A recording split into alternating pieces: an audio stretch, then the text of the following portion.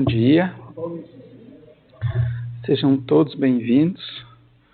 Hoje vamos conversar sobre o capítulo 27, Pedi e obtereis. Então, para nós conseguirmos obter o que desejamos, precisamos pedir. Às vezes nós esquecemos até mesmo de pedir, só lembramos na hora do desespero, na hora da angústia, e esquecemos de fazer esses pedidos. Mas está escrito no Evangelho: pedi e obtereis. Como nós estamos vendo aqui, o nosso irmão já colocou, a prece é uma invocação. E o tema de hoje é exatamente esse: ação da prece, transmissão do pensamento. Mas como? Eu nunca pensei na prece como uma transmissão de pensamento. Como é que eu transmito o meu pensamento?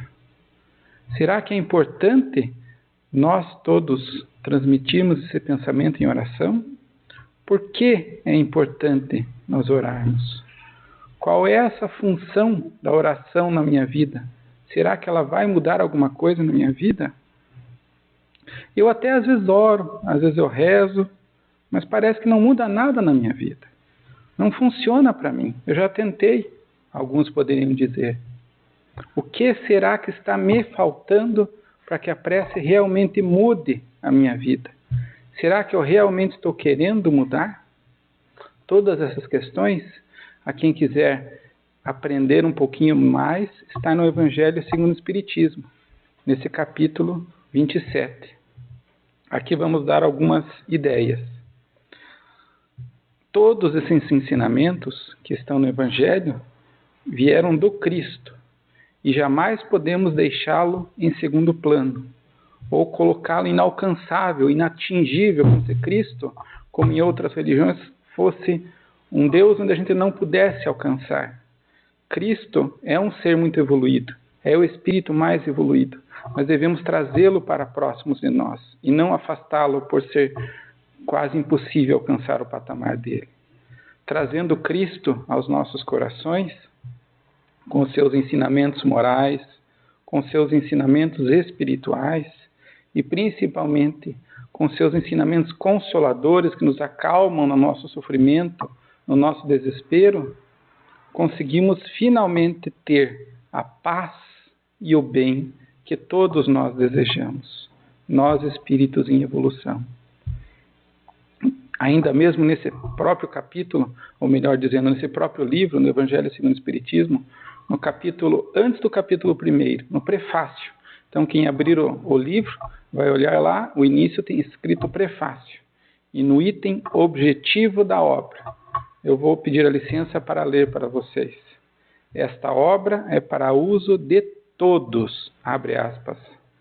Dela, todos nós podemos aurir os meios de nos confortar com a moral do Cristo, o respectivo proceder.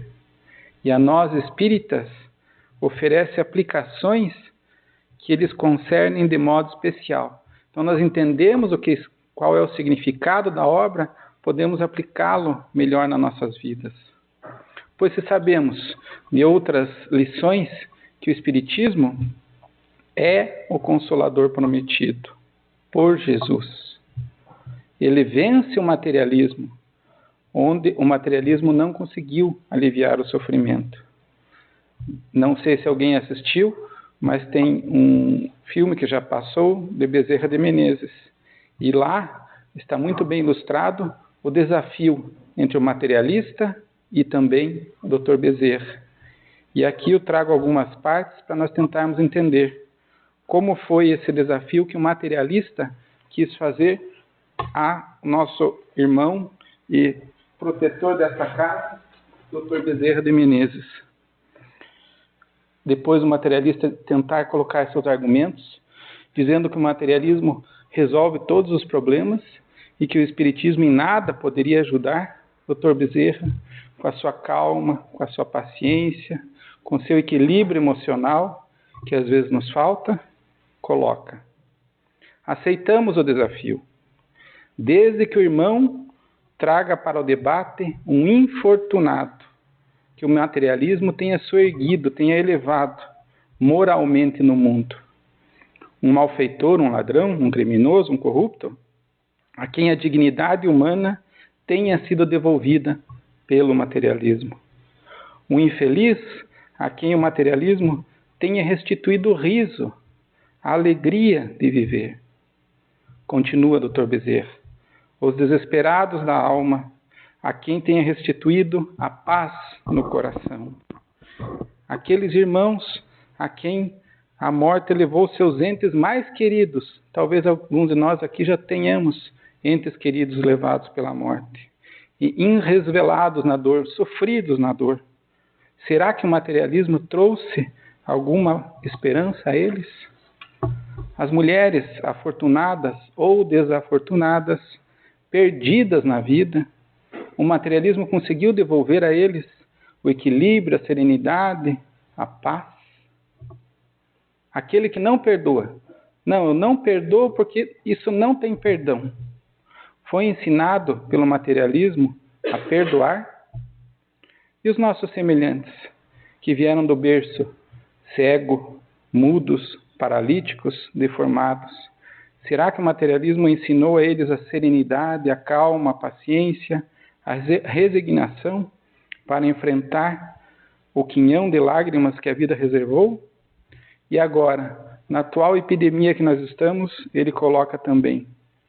Eu lhe pergunto ainda, o suicida, aquele que tem essa ideia fixa na mente, o materialismo teria tirado da sua cabeça este ato mais afrontoso ao Criador?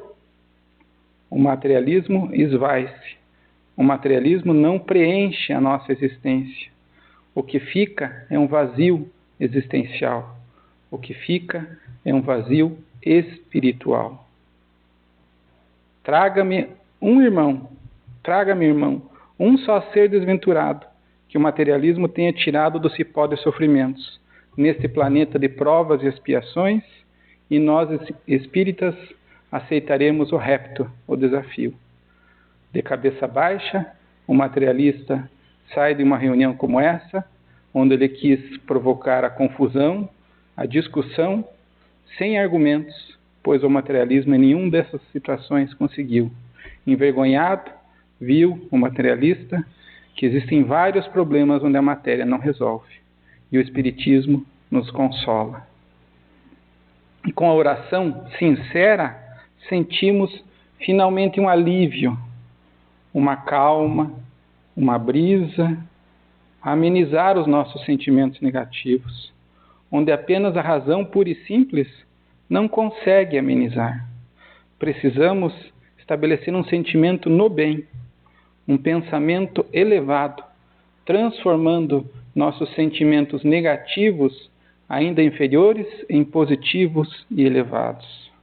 Assim deixamos, como muitas pessoas podem conhecer, pessoas negativas aqui na Terra, que parece que para elas tudo dá errado e por mais que façam as coisas não acertam, não se endireitam. Por que será?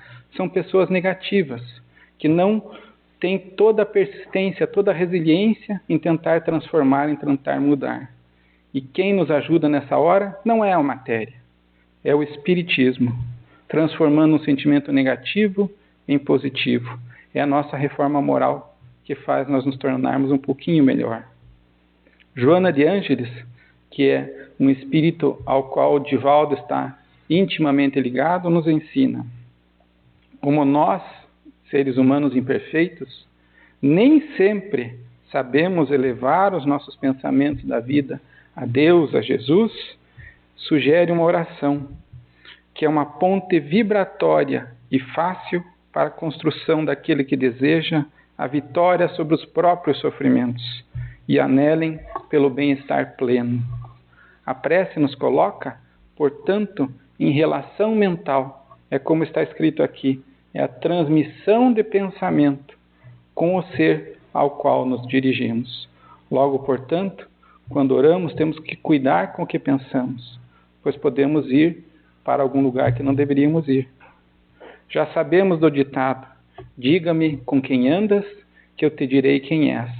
Podemos extrapolar esse pensamento e dizer e entender, diga-me o que pensas, com quem pensas, com quem tens de exemplo, e te direi como teu espírito és, como e quais os desejos que ele almeja. Então temos que ter cuidado aonde estamos levando o nosso pensamento, pois é nele que tudo começa. Através de um pensamento que se chega ao suicídio, através de um pensamento que se chega ao nível de Jesus. Precisamos escolher qual caminho nós queremos ter para nós. Vigiemos os nossos pensamentos, para evitar o caminho torto que faz nos perder, tropeçar, ser enganados por espíritos obsessores. Esses espíritos são habilidosos em conhecer os nossos defeitos, as nossas dificuldades, a nossa moral, onde ainda ela não é tão adequada. Seja ela a nossa ânsia de poder, de querer dominar uma situação, as outras pessoas, seja o nosso egoísmo, seja o nosso orgulho, seja a nossa vaidade. O melhor caminho, a verdade eterna, continua e será sempre Jesus e os seus exemplos morais. Caridade a todos, amor dedicado a todos, espíritos em evolução. Tanto nós encarnados, como às vezes nós esquecemos, precisamos fazer orações pelos desencarnados, que também precisam. Eles apenas passaram de uma fase da nossa terra para o plano espiritual. Mas a gente não muda muito ao sair da terra e ir para o plano espiritual. A gente continua sendo quem nós somos. E precisamos, mesmo do lado de lá, muita ajuda. Então devemos orar, desejando o bem também aos desencarnados. Oração é esta que deve ser para o bem, sincera, não apenas da boca para fora, e com Jesus. Se nós conseguirmos essas três coisas, oração para o bem, sincera e com Jesus, isso nos ajuda a diluir as nossas energias negativas. Renova, reforça as nossas forças morais, alterando, às vezes, paisagens mentais, ideias fixas que ficam rodando e circulando num eterno moto contínuo na nossa mente, e nós não conseguimos sair desse moto contínuo, dessa ideia fixa, obsessiva. E o que nós conseguimos com isso? Quando conseguimos orar para o bem, conseguimos nos libertar desta atmosfera psíquica e espiritual negativa. Logicamente, não adianta apenas orar e não praticar atitudes de mudança moral. Precisamos utilizar da nossa vontade. Eu tenho que querer, nós temos que querer mudar. Não adianta apenas orar e não tomar nenhuma atitude em sentido da mudança. Precisamos sim fazer a nossa parte. Assim, quando nós decidimos, e não quando os outros decidem, tornamo-nos fortes, psíquica e espiritualmente. Façamos a nossa parte adquirindo conhecimento espiritual. E em qualquer dúvida que temos, que às vezes chegamos em encruzilhadas da vida, onde ficamos na dúvida, será que é melhor eu fazer isso ou fazer aquilo? Será que é melhor tomar esta atitude ou tomar esta? Naquele momento, às vezes surge uma dúvida nas nossas cabeças. Será que qual é o melhor caminho? E o que nós podemos fazer nessa hora? Voltemo-nos todos nós, na hora da dúvida, ao maior exemplo que nós podemos ter. A maior autoridade que já passou por este planeta. Assim o caminho fica menos torto, fica um caminho reto, caminho da verdade, com menos armadilhas que talvez muitos de nós já caímos, pois aprendemos com o espírito mais elevado que já encarnou neste planeta, Jesus, nosso Mestre. A oração, então, vai se tornar mais forte quando? Quando nós conseguimos fazê-la com vontade. Conseguimos aumentar a nossa fé em Deus, conseguimos ter maior amor aos nossos semelhantes e maior amor a nós mesmos. E por que? Às vezes eu já estou fazendo isso. Eu já estou fazendo realmente uma oração com fé, uma fé verdadeira, não uma fé da boca para fora. Já estou fazendo com amor, já estou tentando realmente mudar e a minha oração nada muda. Às vezes acontece isso nas nossas vidas. E nós queremos abandonar, dizer que isso não vale de nada, não presta. Lembremos, a oração só irá alcançar seus objetivos dependendo da vontade de Deus, pois em certas situações que nos ocorre, um sofrimento que queremos rapidamente nos livrar dele, mas precisamos passar por aquele ensinamento, precisamos passar por aquele sofrimento. Aquilo é um aprendizado, aquilo é uma oportunidade de reforma moral, a qual não conseguimos fazer até aquela vida, até aquele momento. E assim, continuamos por mais um tempo sofrendo, até que a lição possa ser aprendida. Enquanto a nossa moral, seja ela o nosso orgulho, o nosso egoísmo, a nossa vaidade, não se dobrar perante o sofrimento, aquilo continua. E não é um castigo de Deus, é um ensinamento para nós aprendermos a real importância da moral. Então não tem solução? Calma, fiquemos tranquilos, pois se até mesmo Chico Xavier, Francisco Cândido Xavier, passou por esses sofrimentos, e numa hora de desânimo, se até mesmo Chico Xavier teve desânimo, imagine nós, não teremos, né? Ele perguntou aos espíritos a seguinte questão: por que esse sofrimento meu não acaba? O que eu preciso fazer para que ele passe? Já estou fazendo tudo o que eu sei. E depois de um tempo, veio a resposta enviada através de psicofonia, que é a transmissão dos espíritos, com apenas 2 palavras. Ele queria uma resposta maior para tentar aplicar à sua vida, mas veio essas 2 palavras que servem de lição para nós: paz. Chico Xavier recebeu esta frase: tudo passa, apesar até mesmo esse sofrimento interminável, tudo passa. Nós precisamos sim ter paciência, que muitas vezes nós não temos, resiliência, resistência para aguentar aquilo, e às vezes nós não temos. E para suportar essa hora do testemunho de fé, buscamos ajuda quando estamos sofrendo, que é da natureza humana, e é correto a gente buscar ajuda. E é justo nesta hora que buscamos soluções além da matéria. Conseguimos nos desligar um pouco da matéria e ver que a matéria não consegue resolver aquele problema. Conseguimos assim, com muito esforço, começar a realizar a nossa reforma íntima, a nossa reforma pessoal, a reforma principalmente de sentimentos. Como que eu me sinto em relação a isso? Como que eu ajo em relação a isso? Eu busco algo de mais elevado ou tento resolver tudo com violência, com o grito, com a força? É nessa hora que nós temos que tentar evoluir o nosso espírito imperfeito. Conseguimos finalmente orar, se conseguimos essa transformação, com uma humildade no coração. Entendemos que somos muito pequenos em combater essa chaga do orgulho, mas é possível. Diminuímos o nosso orgulho com a vacina. Qual é a vacina? Será que podemos ir numa farmácia, Sérgio, comprar uma vacina contra o egoísmo? É a caridade. Não é bem na farmácia que a gente procura, mas existe essa vacina. Pedimos finalmente o perdão, porque por vezes nós somos tão orgulhosos que não queremos pedir perdão a ninguém. Queremos continuar, apesar de sofrendo, e não pedimos perdão. E pior às vezes, não damos o perdão a ninguém. Se ele me fez aquilo, não tem perdão. Jamais eu vou perdoar essa pessoa porque me fez aquilo. Isso é imperdoável. Será que isso está certo? E como ficará a nossa vida? Ficaremos presos eternamente até que a dor nos supere e conseguimos perdoar. No momento do perdão, é a hora que começamos a buscar, a alcançar o que talvez todos nós queremos: a paz plena. Acredito que todos nós queremos a paz, mas precisamos perdoar para alcançar a paz.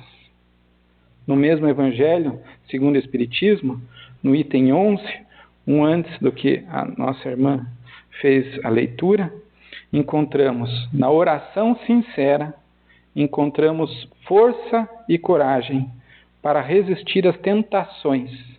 Porque certa vez um materialista disse: não, eu só caí naquela tentação porque não tive ajuda, não tive auxílio. E Jesus disse: Para encontrar o reino de Deus, o reino de Deus dentro de nós mesmos, devemos orar e vigiar. Esta é a maneira de não cairmos nas tentações. Se nós oramos e vigiamos, nós criamos esta defesa. Se estamos em desespero, oremos pela paz. Se estamos tristes, quem de nós não fica triste? Oremos pela alegria e pelo bom ânimo. Se estamos depressivos, em pânico, oremos pela calma. Tudo passa. Chico Xavier já ouviu isso e passou a nós esta lição. Tudo passa. Lembremos disto, para não permanecermos em uma crise de pânico onde parece que não vai ter fim. Tudo passa. Somos espíritos aprendendo na matéria. Precisamos, como alguns psicólogos e alguns terapeutas falam, deixar o sentimento negativo sair e não se agarrar àquela situação negativa, como muitos de nós fazemos, e acabamos vivendo aquele sentimento e revivendo aquela mesma sensação negativa. Precisamos deixar passar, deixar sair, nos libertar, mudar o pensamento, sair da onda negativa e alcançar um nível superior, elevando o pensamento. Lembremos, o Espiritismo já ensinou, a morte não existe. Nós somos espíritos vivendo em corpos e não corpos com espíritos. E qual a diferença disso? O que isso vai fazer diferença? Sabemos que nós somos e sempre fomos espíritos e não esses corpos de matéria. E somos os espíritos que viemos do plano inicial, e o plano nosso inicial é o espiritual. Aqui é apenas uma temporada, uma lição, uma escola, um hospital, onde todos nós precisamos passar para evoluir. Outro ensinamento da doutrina. Deus, todos nós devemos lembrar, é nosso Pai. Pai com letra maiúscula. Pai de todos nós. Todos nós. Jesus é o nosso mestre, que está no leme deste barco que é a nossa vida, de toda a humanidade. Ele nos consola, nos ajuda quando estamos em sofrimento. E às vezes até nos carrega, como aquele poema das pegadas na areia, onde a gente cai e Jesus está nos carregando em seu colo, quando nós não temos mais força para continuar a caminhada e queremos desistir. O amor dele é tão grande que ele nos carrega no colo. O Espiritismo abre os nossos olhos míopes para as verdades espirituais, pois somos espíritos imortais. Quando nós entendemos isso, que somos espíritos, os nossos espíritos não vão morrer nunca, muita coisa muda na nossa vida. Apenas mudamos de plano.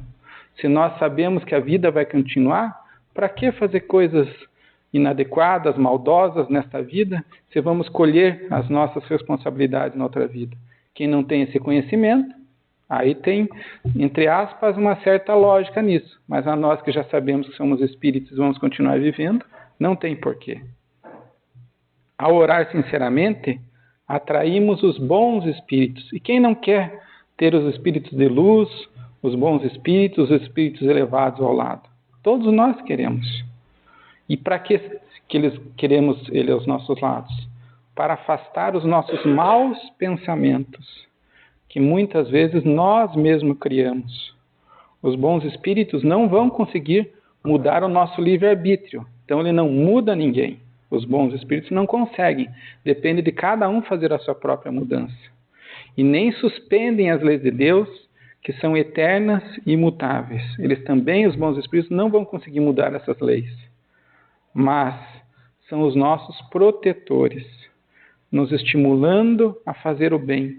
É aquele, entre aspas, anjinho que sopra no nosso ouvido. Quando você vai fazer uma prova, vai estudar. Não, quero assistir televisão, quero ver internet, não sei o que, não vou estudar. Chega na prova, porque nós mesmos não quisemos, e tomamos bomba. Foi culpa deles? Não, foi culpa nossa. Nós não fizemos o que precisava. Então, eles vão nos estimular, vão nos inspirar a fazer as coisas corretas. Se nós vamos aceitar ou não fazer o que eles dizem, depende de nós. Então, por isso que na oração depende de nós. Criamos nós mesmos assim o reino de Deus em nossas vidas, se ouvimos as boas instruções. Criamos, por outro lado, o inferno em nossas vidas, não são os outros que criam, somos nós mesmos que criamos, se nós não tomamos boas atitudes e acabamos utilizando dos maus sentimentos para tomar decisões. Como nossa irmã leu, renunciar à prece, essa frase é muito importante que nós temos que nos lembrar. Tem gente que não quer orar. Orar para quê? Não vai mudar em nada a minha vida. Não muda nada. E às vezes, quando a pessoa está tão sem sentimento na prece, realmente aquela oração não tem sentimento, não tem porquê. Mas quem aprende que a oração faz toda a diferença em nossa vida, entenda essa frase. Renunciar à prece é ignorar a bondade de Deus. Então, quem não ora está ignorando a bondade de Deus, nosso Pai. É rejeitar para si mesmo a assistência, o cuidado que Deus poderia nos dar. Renunciar à prece pelos outros, que a gente não consegue fazer a prece pelos outros. Ele já me machucou tanto, ela já me machucou tanto, que eu não vou rezar por ele. Só me maltratou, por que eu vou rezar por alguém que eu não gosto, entre aspas, meu inimigo? Para que eu vou fazer isso? Independente do prece aos outros, é deixar de fazer o bem ao próximo. Isso está nas leis de Deus. Se nós não conseguimos ainda fazer uma oração ao bem da pessoa, pelo menos não desejamos o mal à pessoa. Fazemos uma oração que ele siga a sua vida e fique bem, fique em paz. Vigiando assim os nossos sentimentos, os nossos pensamentos, as nossas palavras e as nossas ações. E devemos lembrar de orar, buscando amparo, buscando segurança, buscando força, buscando discernimento para resistir às tentações que são grandes neste mundo de provas e expiações. Vigiar e orar. Muitos de nós já ouvimos essas frases, mas será que aplicamos em nossas vidas? São os escudos protetores. Então, se nós queremos nos defender, precisamos vigiar e orar. Esta é a nossa armadura espiritual para conseguirmos vencer o bom combate, até chegarmos finalmente à casa do Pai. A oração diária, temos que orar todos os dias. E sincera, cria um campo de força positivo ao redor de quem ora. Assim, a pessoa torna-se um foco de energias salutares, saudáveis, boas, benéficas para si mesmo e para aquelas que estão ao seu redor. Então, se nós queremos uma vida de paz, precisamos orar diariamente. Se queremos ter a nossa família em paz, precisamos orar diariamente. E que maneira que a gente vai orar? De qualquer jeito? De uma maneira especial? Tem algumas dicas. Não existe uma fórmula para orar, mas tem algumas dicas que ajudam nós a orarmos de uma forma mais adequada, mais iluminada que nós podemos fazer. Primeiro, em secreto. Quer dizer que nós temos que se esconder para orar? Não, ninguém precisa se esconder para orar. Isso não é isso que a gente quer dizer. É orar consigo mesmo. É orar num momento de intimidade, que você consiga conversar consigo mesmo, consiga se concentrar nos teus próprios problemas, nas suas próprias aflições, nos teus próprios desejos. Isso é orar em secreto. A oração deve ser simples. Nada de excesso de palavras e ficar falando uma oração meia hora, 1 hora a fio. Para quê? Não precisa. A oração tem que ser simples. E devemos sempre, na oração, pedir perdão pelos nossos erros e perdoar os outros também. Não adianta a gente apenas pedir perdão e não perdoar ninguém. Não, eu estou certo e vocês estão tudo errado. Não é assim a oração. Nós precisamos pedir desculpas, perdão pelos nossos erros e também desculpar os outros pelos erros deles. E perante as provações, a oração nos ajuda. Se eu não sei o que fazer naquela hora, a oração nos ilumina. Deve ser inteligível. O que será inteligível? Devemos entender o que estamos falando. Se eu estou falando palavras ali que eu nem sei no que significa, só estou lendo num papel e estou recitando aquilo sem entender o que significa, pouca coisa ajuda. Devemos falar com o coração.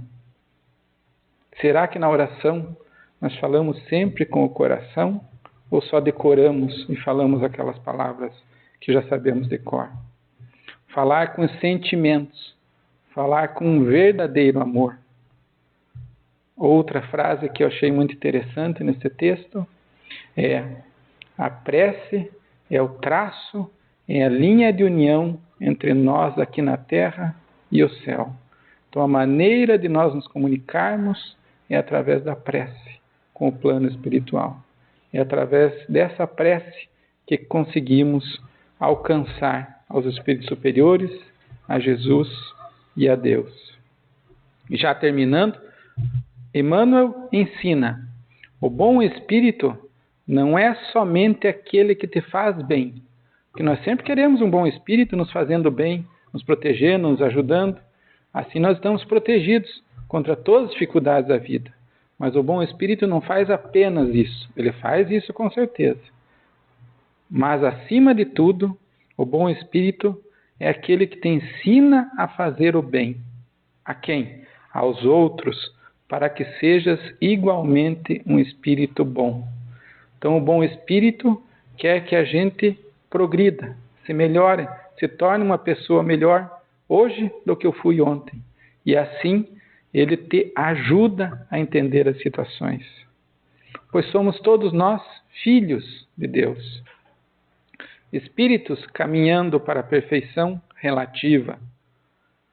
E aprender realmente a ser bom, não apenas para nós mesmos, mas também para os outros. Isto sim é verdadeira caridade cristã. E da Bíblia, nós lembramos no Evangelho de Mateus, nossa irmã já até falou, no versículo 18, no capítulo 18, no versículo 20, Jesus Cristo nos deu uma grande lição. Se 2 ou mais estiverem reunidos em meu nome, eu estarei lá. No momento de desespero, tentemos nos associar a alguém da nossa família ou de um amigo e tentar fazer uma oração para buscar auxílio nesse momento de sofrimento. Com isto, nos lembramos que devemos fazer sim o Evangelho no lar. Levar o Evangelho para casa e fazer semanalmente esse Evangelho no lar, para a proteção das pessoas e a harmonia no lar. Isso é muito importante, não podemos nos esquecer. Orando no Evangelho no lar, aqui na casa espírita, no desejo do bem, com o coração puro e aberto, para se doar aos outros e para perdoar os outros. A oração não deve ser apenas recitada, decorada, mas sim com sentimento vivo e real no bem, a fim de realizar a legítima comunhão com Deus, comunhão com Jesus, comunhão com a espiritualidade maior. Desejamos assim a todos um excelente domingo e não nos esqueçamos de orar diariamente, agradecendo a Deus, a Jesus, a todos vocês que vieram aqui, para todos nós aprendermos um pouco mais sobre o Evangelho de Jesus. Muito obrigado.